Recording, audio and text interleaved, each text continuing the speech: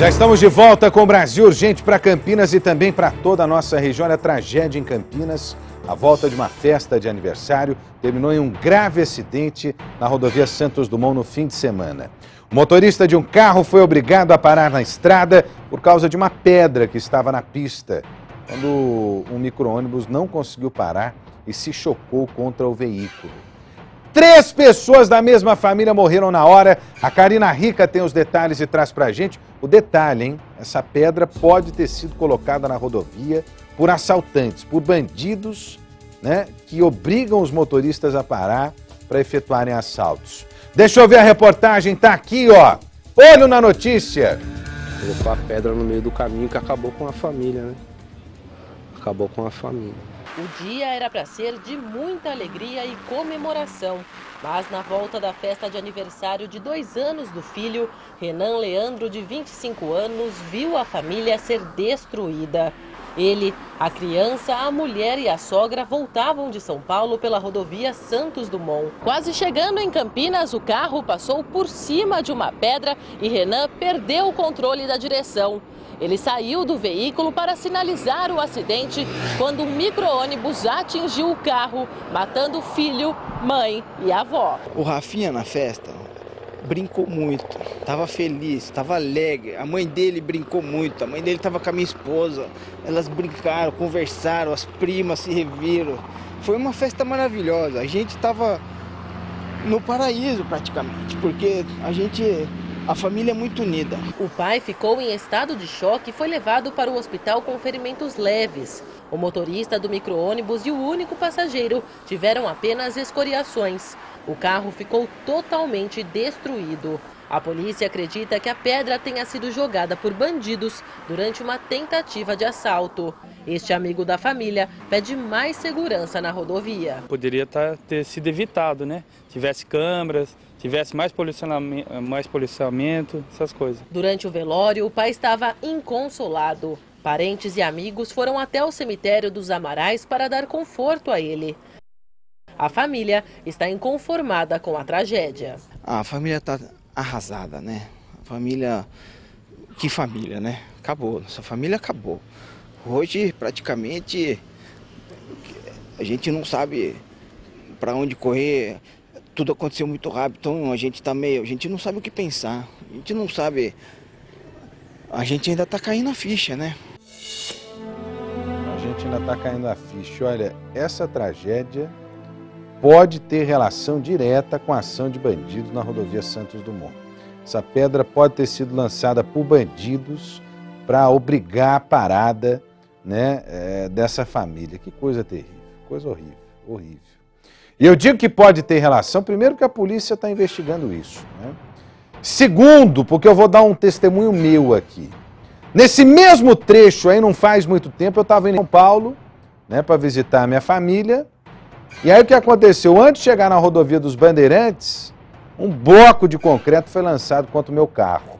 Estourou o para-brisa do meu carro, né? Quando eu olhei no retrovisor, tinha gente descendo ali. O barranco muito parecido com isso aí, pode ser até ser o mesmo, viu?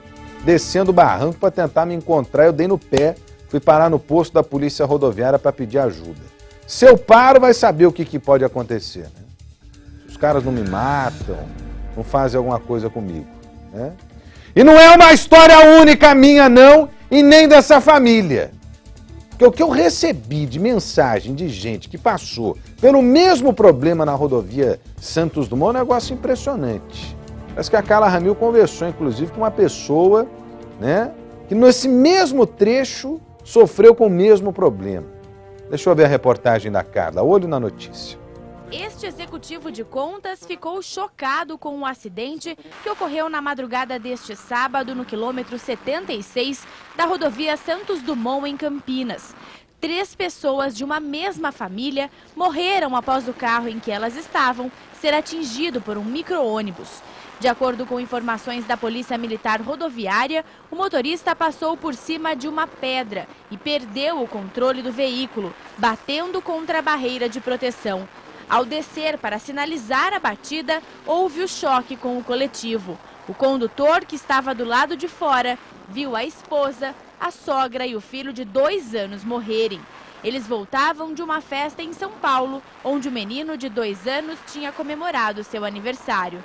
As coincidências deixaram Marcelo muito abalado. Ele também foi vítima de uma pedra lançada por bandidos do alto de uma passarela, na mesma rodovia e no mesmo horário em que vitimou a família no fim de semana. Eu passei embaixo de uma passarela. Por muita sorte, eu notei que um reflexo, eu notei que estava tendo um movimento, uma coisa que tinham jogado de cima da passarela. E consegui pisar no freio. Deu uma travada no freio, reduzi a velocidade. Com isso, caiu um bloco de concreto em cima do meu capô. Estourou o farol, estourou o capô, estourou tudo. Após ter sido atingido pelo objeto, ele percebeu uma movimentação na passarela. Olhei pelo retrovisor e vi que tinha um movimento em cima dessa passarela. Uma pessoa olhando para ver se eu estaria parando, alguma coisa assim, provavelmente um assaltante, né? Depois do susto, Marcelo evita passar pelo local e presta muito mais atenção nas rodovias. Se eu conseguir uma outra opção, não tiver que passar por ali mesmo durante o dia, eu evito. Para ele, as concessionárias precisam investir em segurança nas passarelas. Eu já vi em estradas, já vi em outros locais, as passarelas com gradeado, né, com uma tela, protegendo, acredito até que seja para as pessoas que as pessoas não joguem as coisas na estrada, né? O executivo de contas afirma que é preciso mais policiamento nas estradas, principalmente durante a noite e madrugada. Por ser um lugar mais deserto, nesse horário, um horário mais avançado, é muito complicado porque não tem quase fluxo na rodovia e é muito mais fácil deles atuarem, né? Então eu acho que deveria ter um reforço ali, um patrulhamento maior. Marcelo estava com a família quando o bloco de concreto atingiu o carro. Ele acredita que se não tivesse reduzido a velocidade, algo mais grave poderia ter acontecido. Se eu não tivesse conseguido frear, com certeza teria entrado pelo vidro. Então provocaria um acidente muito grave, não só um assalto. Olha, eu estou dizendo, aconteceu com o Marcelo, aconteceu comigo e aconteceu com muita gente, né, que me procurou lá no Facebook para poder comentar. A Carla Ramil está comigo? Deixa eu ver a Carla Ramil ao vivo, na rodovia Santos Dumont. No meu caso, no caso do Marcelo, viu, Carla Ramil? A gente foi embora, passamos reto. O primeiro posto da Polícia Rodoviária que encontrei na rodovia dos Bandeirantes, aliás, fui muito bem atendido pelos policiais rodoviários, parei e eles imediatamente foram tentar localizar esses camaradas. Acho que a grande dica que fica, Carla Ramil, primeiro é tomar muito cuidado na sinalização de qualquer acidente, mas não parar, né, diante de uma situação dessa, tentar seguir em diante para não ser surpreendido pela ação dos criminosos, que estão em tudo quanto é lugar e não tem polícia suficiente também para coibir essa quantidade de bandido, né, porque a polícia prende e a lei manda a justiça soltar, um negócio impressionante. Boa tarde para você, Carla Ramil. Rodrigo, boa tarde a todos que acompanham o Brasil Gente. Rodrigo, eu estou aqui com o tenente da Polícia Militar Rodoviária, Fernando Serri, e isso que você falou é exatamente a mesma coisa que o tenente me disse. Sob qualquer hipótese de acidente, furou o pneu, de alguma forma que o veículo possa continuar andando, o motorista deve prosseguir, né, tenente? Com certeza, a orientação que a Polícia Militar Rodoviária dá é que em um caso de uma pedra na rodovia, se o veículo estiver rodando, não pare no local para verificar os danos que causaram. Se estiver rodando, continue a viagem, procure um local iluminado, preferencialmente uma base da Polícia Militar Rodoviária, da concessionária, um posto de gasolina. Tenente, esses casos de pedras nas rodovias, a gente viu vários relatos, o Salomão acabou de falar que várias pessoas no Facebook se manifestaram. Isso tem sido comum nas rodovias aqui da nossa região? Olha, nós temos relatos de casos semelhantes que aconteceram. Nesse caso, especificamente, o condutor do veículo ele disse que não houve anúncio do roubo. Com certeza é uma hipótese que a polícia trabalha, mas também nós sabemos que atos de vandalismo também acontecem. A orientação que fica da Polícia Militar Rodoviária também é que a população continue nos ajudando. As pessoas que moram em bairros próximos de rodovias, se virem alguém com pedra indo para a rodovia, os usuários que estão passando pela rodovia, viu uma pedra, ligue para a Polícia Militar através do telefone de emergência 90 para que a gente possa evitar que tragédias aconteçam.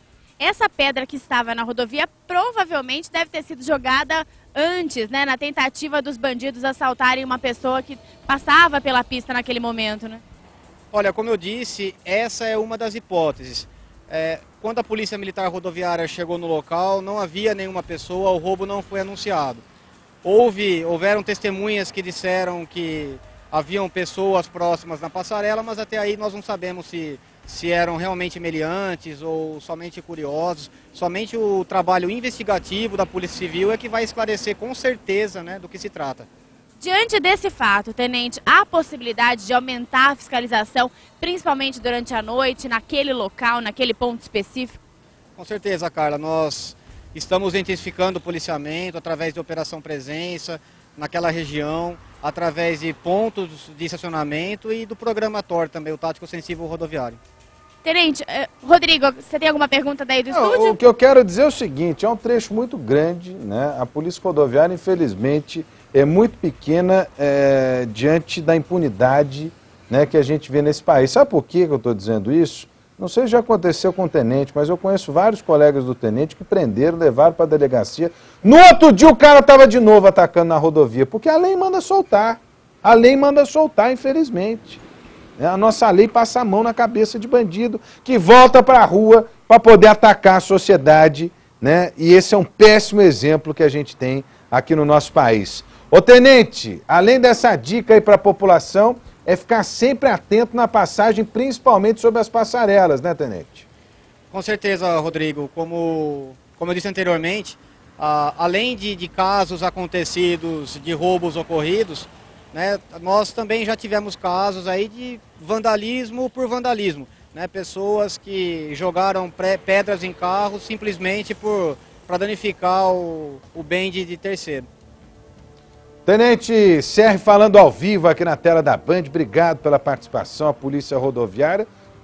A polícia vai fiscalizar, né? Mas também não adianta, bota a polícia lá, a Polícia Rodoviária prende, leva o cara para a delegacia, o delegado é obrigado a soltar porque não tem flagrante, porque não tem isso, não tem aquilo, as consequências são as piores possíveis, né? As piores possíveis, infelizmente. Obrigado ao tenente, a Carla Ramil falando ao vivo aqui na tela da Band. Olha, eu estou esperando ainda a sua participação lá no Facebook, pode mandar torpedo, se você já presenciou, passou por uma situação como essa. Olha o estado do carro, ficou completamente destruído, completamente destruído. Vem comigo aqui, olha. 7 pessoas ficaram feridas após um ônibus fretado em que elas estavam ser atingido por um trem em Valinhos. O motorista do coletivo afirmou não ter escutado a sinalização do trem.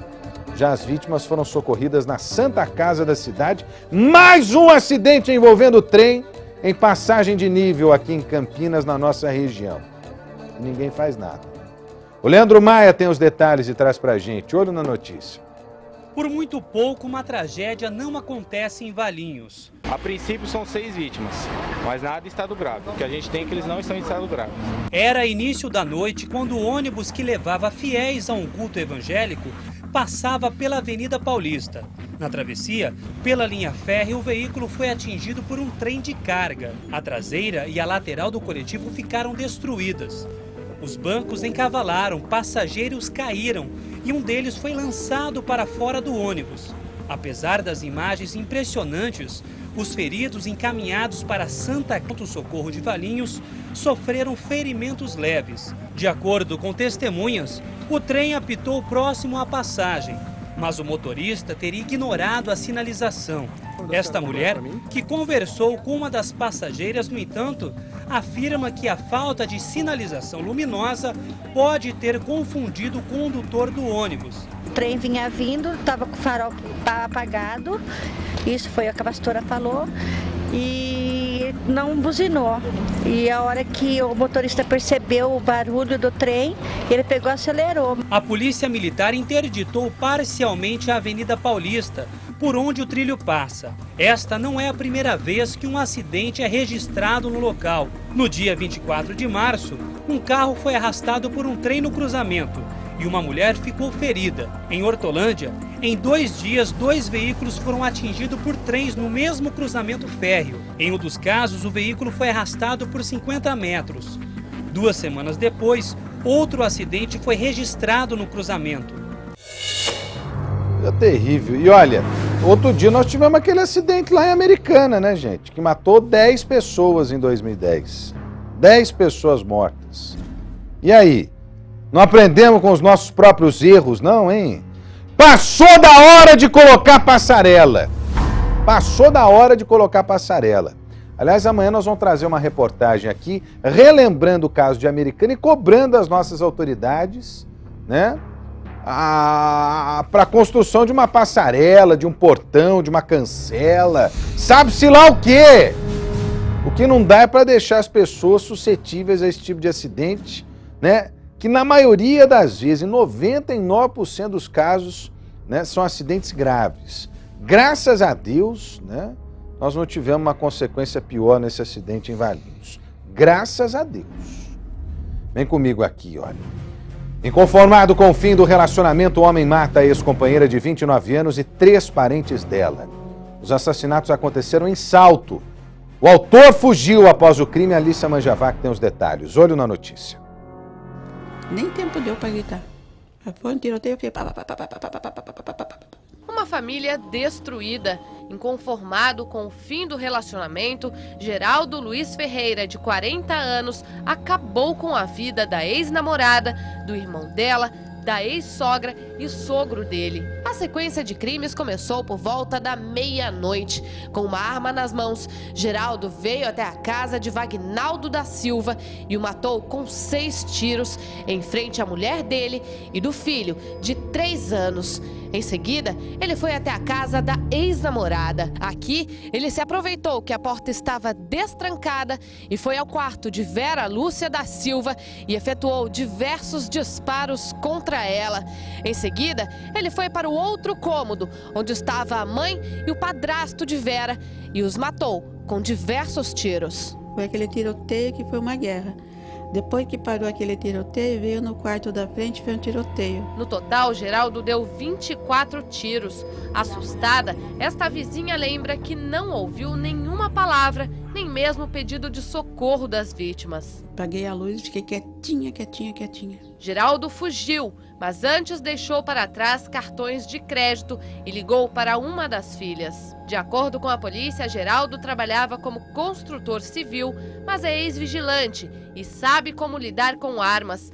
Contra ele, Vera Lúcia já havia registrado um boletim de ocorrência e conseguiu, por meio da Lei Maria da Penha, uma medida cautelar para mantê-lo afastado dela. Eu tô assustada. Tô bastante. Ainda mais que mora eu e a minha menina, tô assustada bastante. As palavras são de uma mulher que conviveu pouco com Geraldo Luiz Ferreira, mas sabe bem do que ele é capaz. Durante menos de 6 meses, o construtor civil namorou Vera Lúcia da Silva, de 29 anos, mas a relação sempre foi bastante conturbada. Ele falava assim, agora eu vou embora para tal lugar, para o Paraná, e fugir depois aparecer. De acordo com esta testemunha, que tem medo de se identificar, o casal brigava constantemente. A relação teria chegado ao fim quando Geraldo viu a namorada com um outro homem. Ele viu ela sair do carro com outro cara. Então foi por isso que ele matou. Com medo do que Geraldo seria capaz de fazer, Vera Lúcia registrou um boletim de ocorrência contra ele no dia 16 de junho e conseguiu uma medida cautelar para que ele não pudesse se aproximar dela. Falou na hora de uma briga que estava lá no quarto lá e eu escutei. Ele falou assim, eu vou matar um da família e vou matar a família toda. Pelo menos um eu vou matar. Eu vou matar a família toda. Estavam jurados de morte. A vontade de matar a família de Vera Lúcia da Silva era tanta que Geraldo veio até esta casa onde morava o irmão da Vera. Aqui, ele foi até o quarto onde o irmão da Vera estava, deitado em uma cama que ficava exatamente aqui. Ele estava com a esposa e o filho de 3 anos. Sem pensar 2 vezes, Geraldo efetuou 6 disparos contra o irmão de Vera, que morreu na frente da mulher e do filho. Um cara desse tem que ser preso. Olha, parece que já foi preso, é isso, Vinícius? Parece que o cara foi preso, o Geraldo foi preso em Guarulhos, né? A nossa equipe está acompanhando esse caso, você vai acompanhar a cobertura completa aqui no Brasil Urgente. Mais um caso de violência contra a mulher, hein? A mulher teve que procurar a justiça, a polícia, porque era perseguida pelo marido. Infelizmente, você vê, eu falo das leis, se um cara que persegue a mulher vai preso, não mata. Mas nesse caso aí matou, né? Simplesmente porque a nossa lei deixa bandido na rua. Tem um intervalo comercial e volto já na sequência da Atena para todo o Brasil. Não saia daí.